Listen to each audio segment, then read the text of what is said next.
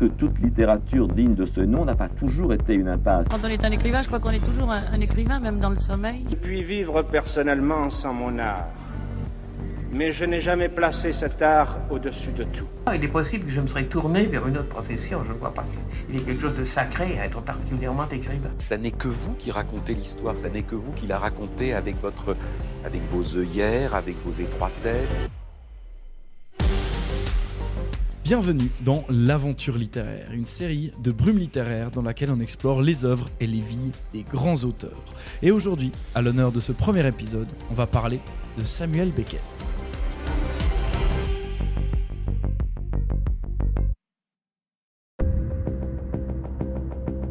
Janvier 1937, Paris. Un jeune écrivain irlandais sort d'un bar à l'avenue d'Orléans. Il y a fait la connaissance de 3 nouveaux copains. Et au petit matin, sur le chemin du retour, ils sont abordés par un inconnu un peu suspect qui les suit. Il leur demande de l'argent, propose les services d'une prostituée, mais Beckett, le plus courageux de la bande, refuse et repousse l'individu. Le ton monte. L'homme saisit Beckett, des poings s'échangent. L'agresseur tombe au sol et tire alors de sa poche un couteau. Il se relève et l'enfonce dans le thorax de son adversaire avant de s'enfuir. Samuel Beckett s'effondre, perd beaucoup de sang, alors que ses 3 compagnons appellent à l'aide. Des agents de police arrivent, l'emportent en urgence à l'hôpital Broussais. Le constat est formel. Le couteau avait manqué le cœur de seulement quelques centimètres. Beckett est sauvé. Mais pourquoi ce coup de couteau ? Beckett lui-même n'en saura jamais rien. Ce qui prédomine est une phrase qu'on retrouvera dans toute son œuvre. Je ne sais pas. Pourquoi débuter un épisode sur l'œuvre de Beckett par cette anecdote ? Il y a bien évidemment plein de points biographiques qui nous intéressent, mais celui-ci me semble central. D'un point de vue temporel également. C'est après cette agression qu'il va publier ses œuvres les plus connues, celles qui ont marqué de manière indélébile la littérature. Mais pour comprendre comment Beckett en est arrivé là, dans ce Paris des années 30, aéré entre bars et éclats de silence, il faut remonter un peu plus loin. Le 13 avril 1906, dans la banlieue de Dublin, à Foxrock, naît Samuel Beckett. Une enfance bourgeoise, protestante, paisible. Son père est maîtreur, sa mère infirmière. Il a un grand frère, Frank. Une maison spacieuse, un jardin, un monde bien rangé. Et très tôt, Beckett s'ennuie. Il observe, lit, marche seul. Il aime le sport, il jouera même au cricket en équipe universitaire. Mais ce qui l'attire vraiment, c'est la langue. Et pas n'importe laquelle, le français. En 1923, il entre au Trinity College de Dublin. Littérature, langue, philosophie. 5 ans plus tard, diplôme en poche, il obtient un poste de lecteur d'anglais à Paris. Et c'est là que tout bascule. Il débarque dans une ville encore marquée par les années folles, dans un monde d'expatriés, d'artistes, d'exilés. Et parmi eux, un autre Irlandais, plus âgé, plus célèbre. James Joyce. Beckett l'admire énormément. Il le lit, le relit, le vénère. Joyce, de son côté, a besoin d'aide. Sa vue baisse, il dicte beaucoup. Et Beckett se propose, volontaire, dévoué. Il devient son assistant, puis son ami.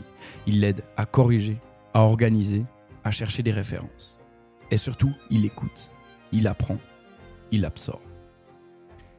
Plus tard, il dira « Un idéal éthique. Il eut sur moi une influence morale. Il m'a fait prendre conscience de l'intégrité artistique. » Grâce à Joyce, Beckett publie ses premiers textes, des essais et des poèmes. Il est repéré, sollicité et publié. Mais il est encore loin du Beckett qu'on connaît. Ce Beckett-là est poète, proche de Joyce, un peu dans son ombre. L'autre Beckett, celui du silence, du vide, de la lumière froide, est encore à venir. Beckett rentre à Dublin, puis repart. Londres, Dublin, Paris à nouveau. Il bouge sans vraiment s'installer. Il écrit, mais peu. Il commence un roman, l'abandonne. Il donne des cours, les déteste. Il tombe malade, doute, revient. C'est une période d'errance, physique mais aussi mentale. Beckett cherche. Il sait ce qu'il veut le plus. enseigner, suivre un modèle, vivre dans l'ombre. Et en 1937, il se décide. Il quitte tout et revient à Paris, cette fois définitivement. Il n'a pas encore publié ses grandes œuvres. Il n'a pas encore écrit Godot. Il n'a pas encore trouvé son style. Mais il est là, à Paris, libre. Et puis, ce qu'on sait déjà arrive. Une nuit, un couteau, une blessure au thorax. L'hôpital Broussais, le sang, l'attente, la peur. Et cette phrase qu'on n'oubliera plus. Je ne sais pas.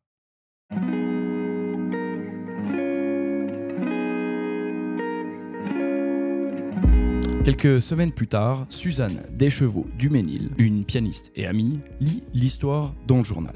Et très rapidement, elle le rejoint à l'hôpital. Et elle ne le quittera plus. Cette agression marque un basculement qui n'est pas seulement physique, il est aussi intérieur. À partir de là, Beckett écrit autrement, plus frontalement et plus violemment. Et pourtant, à ce moment-là, un autre chaos s'approche.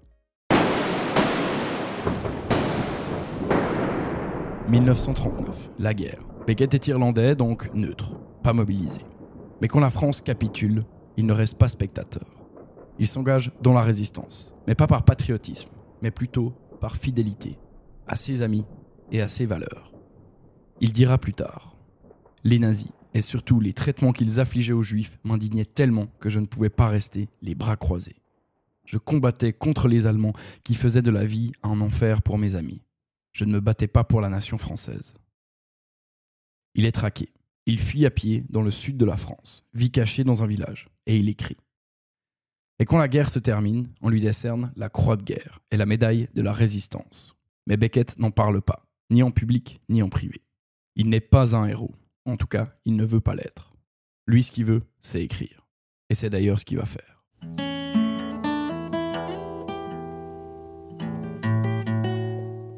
Et Beckett n'est plus le jeune homme fasciné par Joyce. Il est seul, et c'est exactement ce qu'il lui fallait.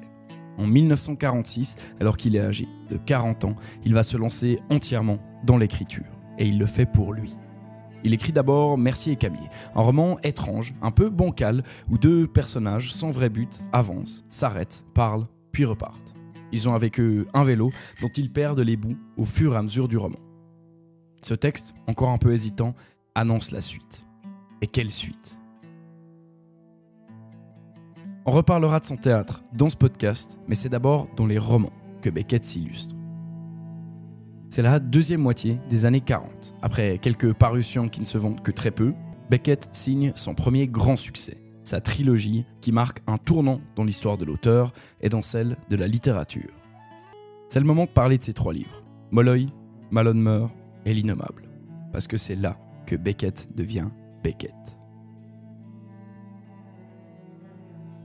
3 romans, chaque fois une seule voix, celle d'un homme en marche, d'un esprit qui s'effiloche, d'une parole qui s'accroche au silence. Dans Molloy, le premier, on suit un personnage sans repère, presque sans but. Il cherche sa mère, mais on ne sait pas bien pourquoi. Son corps le trahit, son esprit divague. Le roman se divise en 2 parties, 2 monologues intérieurs. Le premier est celui de Molloy, le second celui de Morand, un homme chargé de retrouver Molloy qui a disparu. C'est pas évident à lire et à comprendre. Il y a peu de ponctuation, des paragraphes qui peuvent faire plusieurs dizaines de pages et des idées qui partent dans tous les sens. Parfois, en tant que lecteur, notre esprit divague un peu et nous voilà perdus. Alors qu'il y a encore une demi-page, on suivait parfaitement le fil du récit. Ça peut paraître particulier, mais ça nous plonge intensément dans le moment de lecture. C'est difficile à résumer, mais c'est pas grave. On a plaisir à voir cette langue évoluer, à se perdre et à s'accrocher à des bribes que l'on arrive à capter. On parlait des 2 monologues, mais ils vont rapidement se confondre, comme si les identités des 2 personnages devenaient floues. Et alors qu'on avance dans la trilogie, on s'enfonce de plus en plus dans l'infirmité. Si dans Molloy, les personnages étaient capables de se déplacer dans un espace restreint, dans Malone meurt, le 2e roman, le personnage ne peut plus se déplacer. Il ne peut faire qu'une chose, raconter des histoires.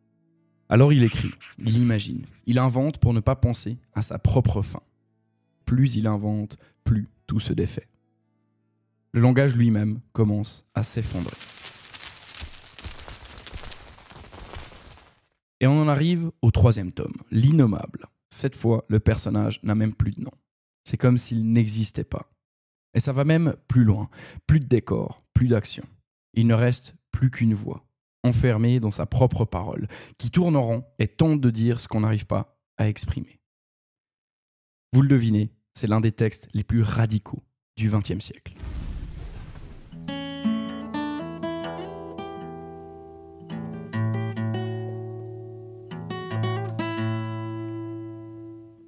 Mais alors qu'on s'approche de l'illisible, est-ce qu'on peut encore parler de littérature ? Ça paraît dur à croire, vu qu'on nous dit souvent que la littérature, c'est le beau et l'essence cachée. Les écrivains sont celles et ceux qui arrivent à décrire au mieux ce que le commun des mortels ne peut qu'imaginer en sentiments. Eh bien oui, c'est vrai, mais pas seulement. Beckett se libère de tout ça, de toutes les contraintes de lieu, de temps et d'action. Il renverse tout pour nous offrir une littérature différente.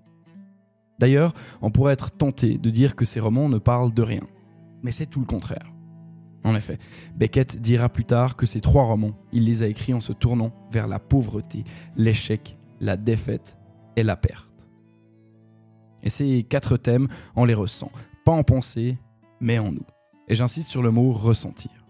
Beckett ne fait pas que nous montrer ou décrire ces émotions. On les ressent jusqu'au plus profond de nous. Le malaise est là, palpable.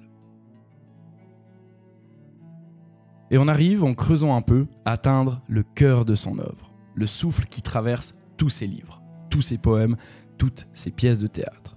Une parole qui persiste, même quand il ne reste plus rien à dire. Et si aujourd'hui on admire sa trilogie et le génie romanesque de Beckett, dans les années 40, début des années 50, eh bien rien ne se passe, ou presque. Assez peu de critiques, peu de lecteurs. C'est par le théâtre que Beckett va bouleverser la scène littéraire et attirer les regards sur son génie.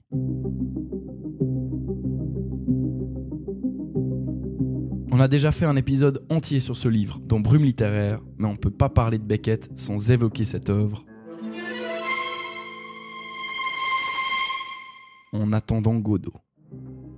Créée en 1953 au théâtre de Babylone à Paris, la pièce provoque un choc. Sur scène, 2 personnages, Vladimir et Estragon. Ils attendent un certain Godot. Ils ne savent pas pourquoi ils l'attendent, qui sait, ni quand il viendra. D'ailleurs, on ne saura jamais s'il viendra. Allons-nous-en. On ne peut pas. Pourquoi? On attend Godot. C'est vrai. C'est sûr que c'est ici? Quoi? Qu'il faut attendre. Il a dit devant l'arbre. T'en vois d'autres? Qu'est-ce que c'est? On dirait un saule. Où sont les feuilles? Il doit être mort. Fini les pleurs. À moins que ça ne soit pas la saison. Il devrait être là. Il n'a pas dit ferme qu'il viendrait. Et s'il ne vient pas? Nous reviendrons demain. Et puis après-demain? Peut-être. Et ainsi de suite. C'est-à-dire jusqu'à ce qu'il vienne. Tu es impitoyable. Nous sommes déjà venus hier.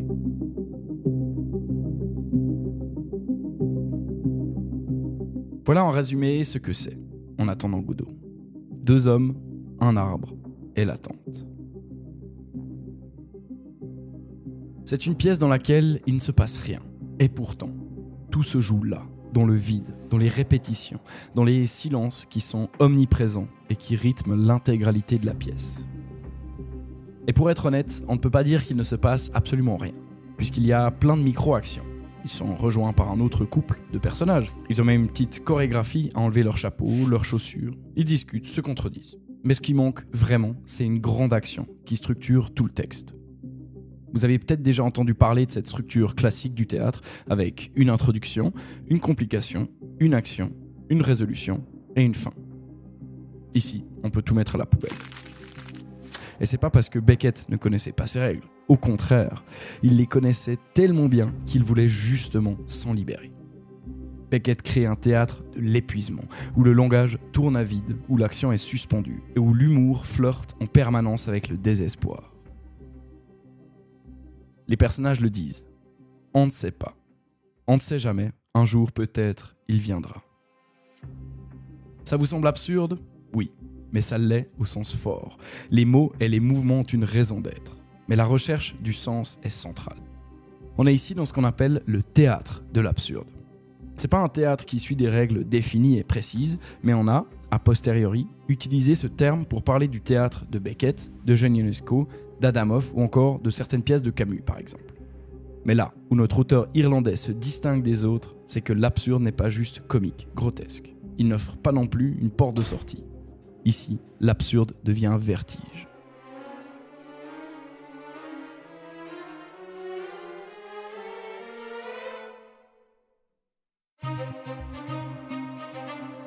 La pièce fait d'abord scandale, intrigue, puis devient culte. Elle est jouée dans le monde entier, traduite dans beaucoup de langues, interprétée de 1000 façons. On y voit une parabole existentielle, une critique du monde moderne, un miroir tendu à l'humanité. Et après, en attendant Godot, on pourrait croire que Beckett a tout dit, a réussi à faire passer son message. Mais on le retrouve avec une nouvelle pièce maîtresse, en 1957. Une pièce encore plus sombre, encore plus fermée. Elle s'appelle « Fin de partie ». Cette fois, on est en intérieur. Les personnages semblent enfermés dans une pièce qui se réduit à ce que le spectateur peut voir, la scène. Il y a juste une petite cuisine hors scène dans laquelle un personnage se rend de temps à autre. Le monde qui les entoure est mystérieux et semble presque un peu post-apocalyptique. On voit 4 personnages dans cette pièce. Ham, un homme aveugle et paralysé, trône dans un fauteuil au centre de la scène. Clove, son serviteur, ne peut quant à lui plus s'asseoir. Les 2 hommes semblent se détester, mais sont dépendants l'un de l'autre. Ils sont condamnés à rester ensemble. Pourquoi cette comédie tous les jours? La routine. On ne sait jamais. Cette nuit, j'ai vu dans ma poitrine. Il y avait un gros bobo. Tu as vu ton cœur? Non. C'était vivant.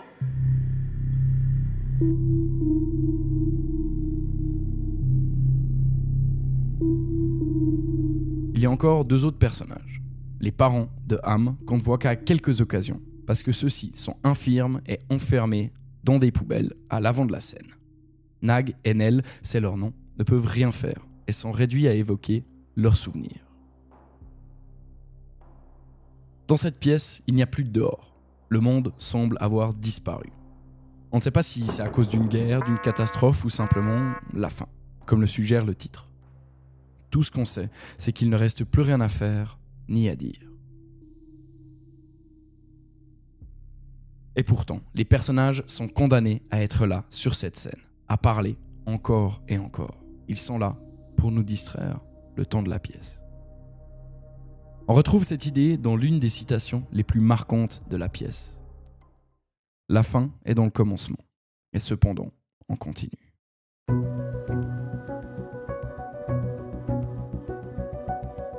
Beckett disait que Fin de partie était plus réussie que Godot, plus pure, plus désespérée aussi.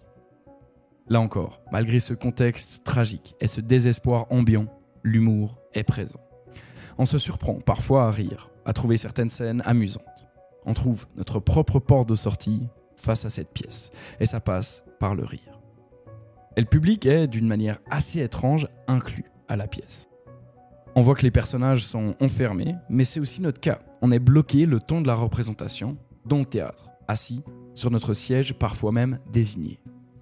On se retrouve dans la même situation que les personnages, coincés dans leur corps, leur passé, dans un monde qui n'existe plus. Puis viendront d'autres pièces, toujours avec cette ambiance, mais différemment présentées. Oh les beaux jours, en 1963 par exemple. Winnie, une femme, est littéralement enterrée jusqu'à la taille, puis jusqu'au cou. Elle parle encore, c'est tout ce qui lui reste à faire. Elle tente de donner du sens à ce qui reste. Et ce qui reste, c'est le langage. Les mots vous lâchent. Il est des moments où même eux vous lâchent. Pas vrai, Willy?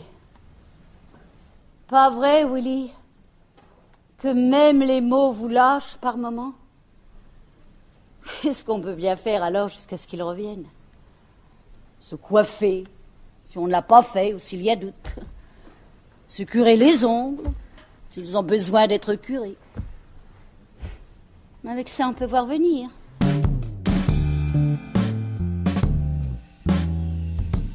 Plus tard, Beckett écrira des pièces avec des noms intrigants. Pas moi, Acte sans parole, La dernière bande par exemple. Autant de variations sur le vide. Le souvenir, la parole qui trébuche. Des pièces où les personnages sont parfois réduits à une bouche, une voix, un ruban. Et vous l'aurez compris, le théâtre de Beckett est décontenançant, inhabituel, mais aussi marquant. Allez voir du Beckett, je peux vous assurer que vous ne l'oublierez pas. Avant de parler de la fin de la vie de Beckett, il y a encore une chose importante à raconter sur lui. Une caractéristique assez rare qui pourtant marque une grande différence. Vous vous souvenez que Beckett est irlandais, mais pourtant, il écrit souvent en français. Alors pourquoi ? Eh bien, il le dit lui-même. Dans notre langue maternelle, il est dur d'exprimer l'incompréhensible du langage. On connaît la langue et on ne s'interroge pas sur son fonctionnement. Alors que quand on apprend une langue étrangère, on se questionne, on ne comprend pas tout. Ça vous est sûrement aussi déjà arrivé dans des cours de langue. Et Beckett s'accroche à cette impression, à ce sentiment d'incompréhension, cette idée que le langage ne peut pas tout exprimer, et que pourtant, il est notre seul moyen de communiquer. C'est donc pour ça qu'il écrit beaucoup de ses textes d'abord en français, mais aussi il va les traduire lui-même en anglais. C'est le cas d'En attendant Godot qui devient Waiting for Godot, ou encore Fin de partie qui devient Endgame. Et ce qui est impressionnant, c'est qu'il ne s'agit pas simplement de passer d'une langue à l'autre, mais de réécrire, de retravailler le rythme, le son, le vide. Beckett disait « Aucune version n'est la bonne, elles sont toutes des tentatives ».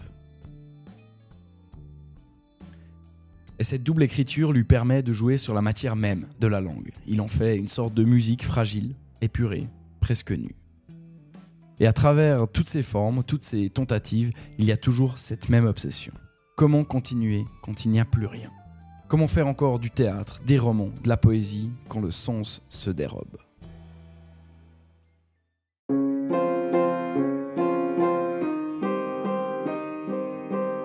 Beckett ne cherchera jamais à être une figure publique. Il y a peu d'interviews et il se met très peu en scène. Il vit à Paris avec Suzanne dans la discrétion. Il écrit, lit, marche, mais évite les hommages. Et pourtant, il ne va pas y échapper. En 1969, il reçoit le prix Nobel de littérature, la distinction la plus célèbre du monde pour les écrivains. Il accepte la récompense, mais refuse de venir la chercher. Il laisse son éditeur faire le discours. Est-ce qu'on peut encore parler d'humilité, de détachement, ou est-ce qu'on entre là dans l'arrogance ? À la fin de sa vie, il continue d'écrire, de plus en plus court, de plus en plus dépouillé. Comme si chaque mot était de trop. En 1988, un an avant sa mort, il écrit un très court poème en prose intitulé « Comment dire ?», dont je vais vous lire le début. Folie, folie que de, comment dire, folie que de ce, depuis, folie depuis ce, donner, folie donner ce que de, folie vue ce, comment dire, ceci, ceci, ceci-ci, tout ce, ceci-ci, folie donnée tout ce, vu. C'est particulier, oui, mais c'est tout Beckett, le vide, la parole, et malgré tout, encore un mot, encore une trace. Samuel Beckett décède en décembre 1989, quelques mois après Suzanne, dans une clinique discrète à Paris.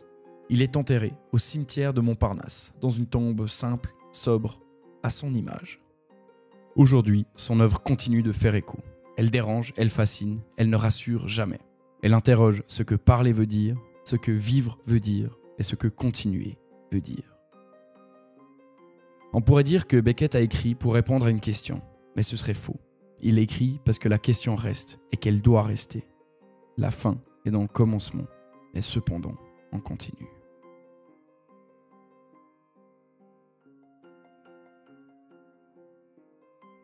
Merci d'avoir écouté cette première de l'aventure littéraire, l'œuvre d'un auteur. Pour ne pas rater la suite, abonnez-vous à Brume Littéraire et jusqu'au prochain épisode, je vous dis bonne lecture.